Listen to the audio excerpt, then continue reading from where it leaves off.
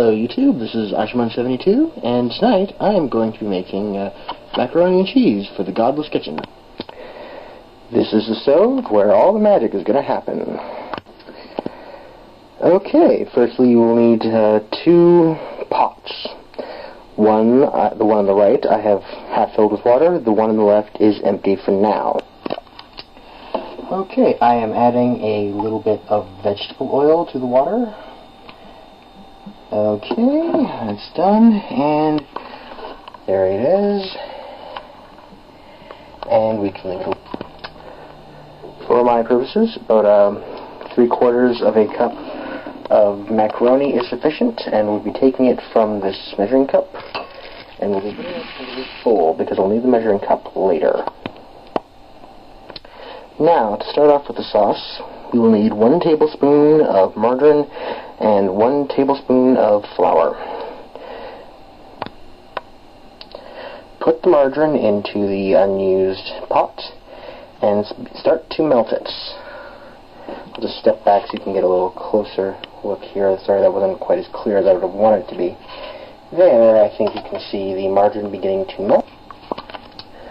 Okay, with the margarine melting, very carefully add the flour. It's a little bit of a mess, so you can just stir it in. At this point, you can return to the first pot, which I will now begin to boil. There, I've put it on high, and it is beginning to boil. There, once the margarine flour mixture is all done, you can just turn the boiler to the lowest or the second lowest point. And what I like to do is just to make it a little bit more interesting, is add a few little knickknacks. And by knickknacks, I mean salt, pepper, garlic, and Parmesan cheese. You don't have to do this if you don't want to. You can just skip this step if you want to make it a little plainer macaroni and cheese, but I like to make it a little bit special. Okay, add the salt, the pepper,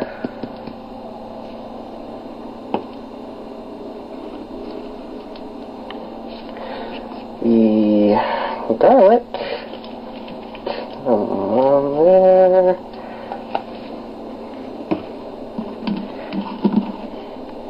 and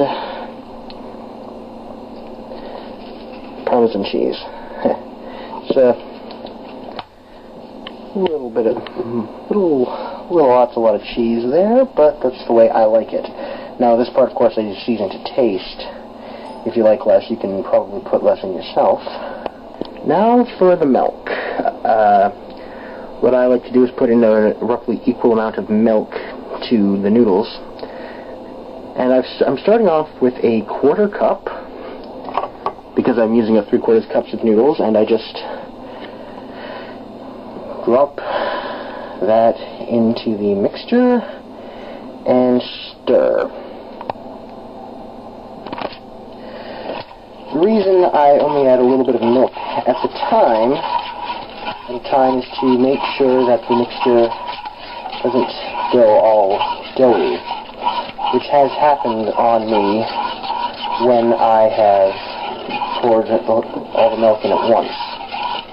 I'm not really a chemist, so I don't know why it does that, but it does. Whereas if you go more slowly, you get more of a liquid texture. It doesn't really matter much in the final project, but I like to just do as good a job of it as possible. And you may have noticed I have upgraded the spoon in terms of size.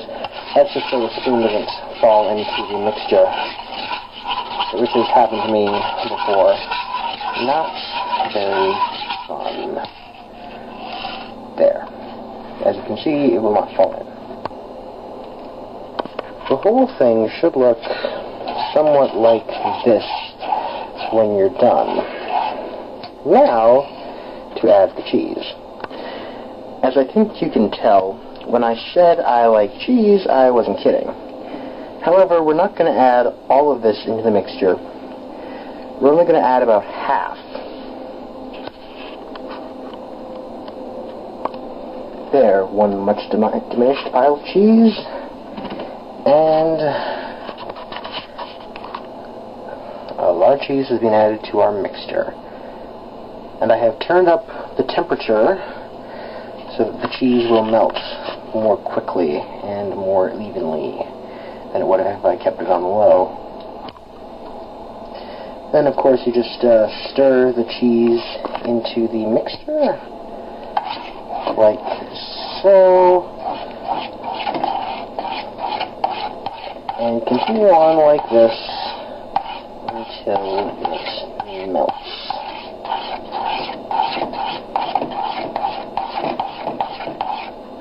Now, you'll notice that I moved the other pot. That's because the burner I had been using doesn't seem to be working.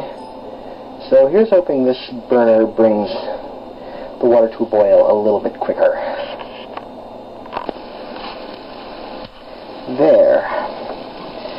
The cheese sauce is done. So I will be moving it over to this burner, which I have on low, just to keep it warm. Now, as you can see, the water has finally come to a boil. A little bit later than I'd intended, but hey, such is life. Now that it's boiling, you just add macaroni.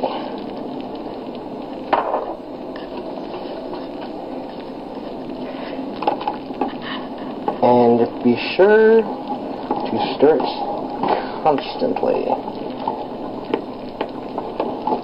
like so. Okay, while the noodles are boiling, like that, it's time to turn the oven on. I like to set it to 350, because I find that works best.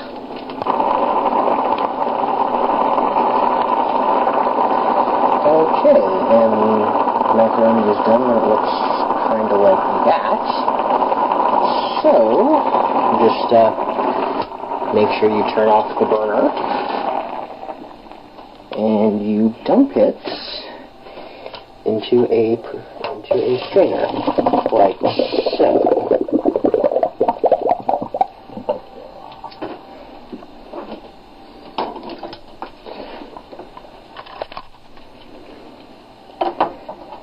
And what I like to do is run some cold water through it. Not a lot, but some. Take some of the, just to take some of the heat away.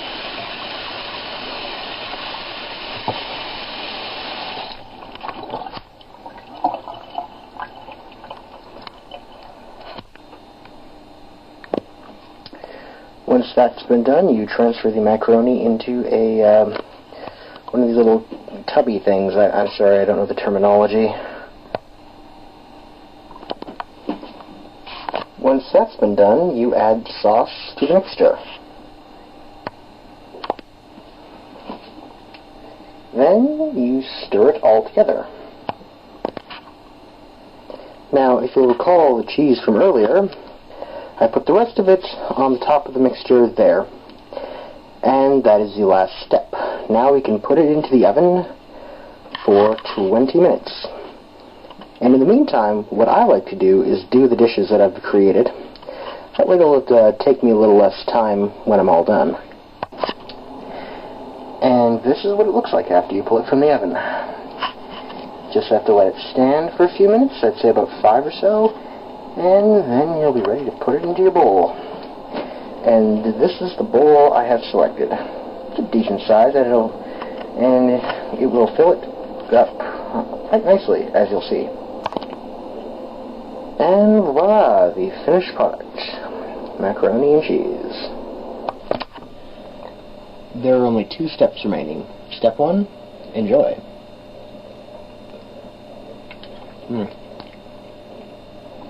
Turned out pretty nicely. Now, I like to have something a little bit light and kind of sweet to go with this. Pepsi works nicely, and most fruit juices do too. And the second and last step is, of course, to make sure you wash all the dishes. Okay, I think that's pretty much everything. Now, if you'll excuse me, I've got a little bit of eating to do. So, this was Ashman72. Thank you for your time, and here's to a gay, geeky, and godless tomorrow.